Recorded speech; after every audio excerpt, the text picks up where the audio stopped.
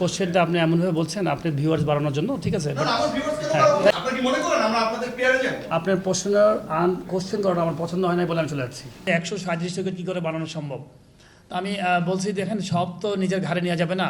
খুব সিম্পল। আমি কিন্তু সমস্ত ক্রিকেটারদের সাথে আলাপ করেছি, প্রত্যেকটা ভেন্যুর, বগুড়া, রাজশাহী, তারপর হচ্ছে যে এই যে ফতুল্লা, পূর্বাচল, খুলনা, বরিশাল, সবার সাথে আলাপ করেছি, সবাই শেয়ার করেছি। আমাদেরকে তো বোঝানোর জন্য আপনারা ইনভাইট করেছেন। আমরা কিন্তু আপনাদের পিআর এজেন্ট না। আপনারা বললেন আমরা চলে আসবো, আপনারা বলবেন আমরা বের হয়ে যাব। আপনাদের অ্যাটিটিউড লাইক দ্যাট আমরা আপনাদের পেইড পিআর এজেন্ট।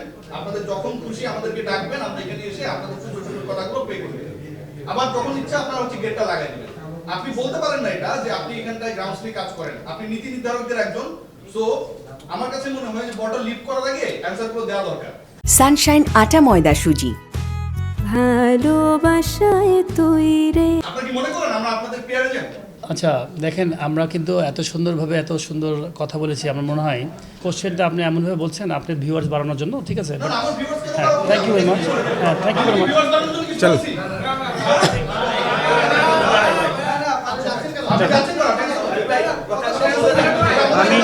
আমি আপনার অনেস্টলি বলি, আমি পার্সোনালি, নট পরিচালক হিসেবে, আপনার প্রশ্নের কোশ্চেন করাটা আমার পছন্দ হয় না বলে আমি চলে যাচ্ছি।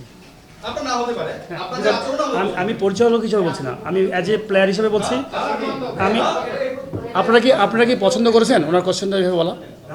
আপনারা যদি না আপনারা যদি অনেস্ট হয়ে থাকেন, না না, সেটা তো আমাদের।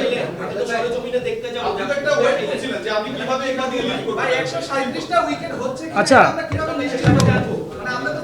দেখেন, আমার মনে হয় আপনারা একজন দুজন মানুষটা, আমার মনে হয় পরিবেশটা নষ্ট করে দিলেন। আমরা সুন্দরভাবে কথা বলছিলাম। Thank you very much.